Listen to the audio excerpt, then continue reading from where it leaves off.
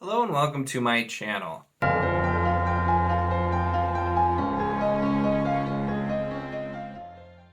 In this video, I'll be discussing Eric, a novel of Discworld by Terry Pratchett. So this is number 9. I have been doing the publication order, and it's been a bit since I've done a Discworld review because I needed to get more of the books. I've been kind of picking up them here and there at my used bookstore or other places as I found them, but I've kind of filled in the gaps. So definitely look for more Discworld coming soon because this one is very short and I want more Discworld. They're just such fun books. They're really fun to do as fillers.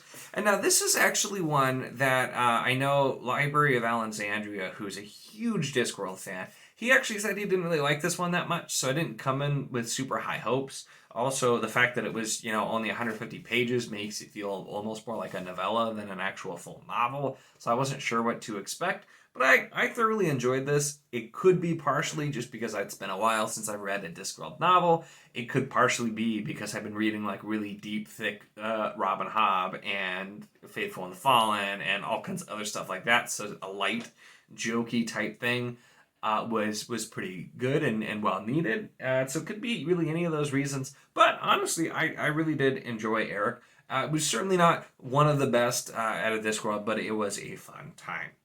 So Eric follows Eric, and it's kind of a parody on the Faustian type story where there's a character who their ambitions basically take over everything, and so they maybe will make questionable moral decisions based on ambition to further themselves. And Faust is a young boy who fancies himself a demonologist and is trying to summon a demon to give him his 3 wishes of dominion over the disc and immortality, living forever, and of course he wants to meet the most beautiful woman in the world as well. Just, there's 3 really simple things.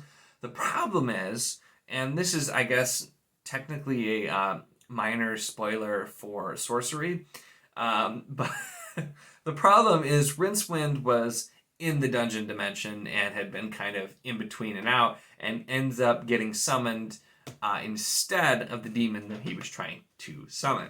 And the story ends up basically following their misadventures as Rincewind somehow accidentally leads him to these things. And of course, none of the wishes end up turning out the way exactly that Eric wanted them to. But it also, and the part that I found really fun, and maybe it's just because I've worked in an office for a long time, is we get basically hell is now an office job.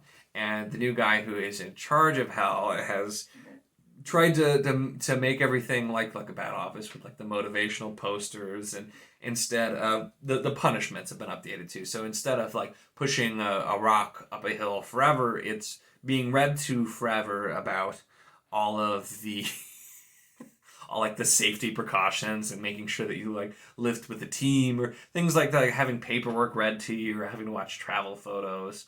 And so just some kind of silly things, but that are also, terrible. And that kind of different version of hell.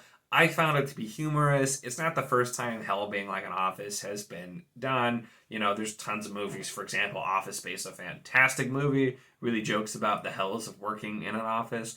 But it was fun.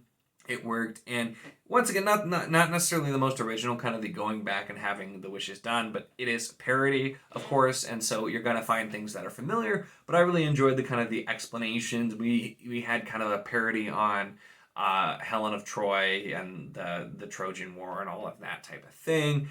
We had kind of a parody look at the creation of the disc, and we had there was a lot of fun with how all those little different bits worked, and it was very enjoyable to see.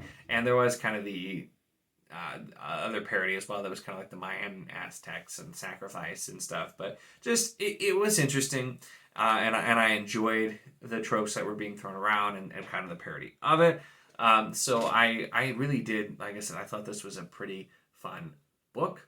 Overall, nothing groundbreaking, but just kind of looking through. And plus, the fact is, this is literally 150 pages. I read this in a few hours after finishing Royal Assassin.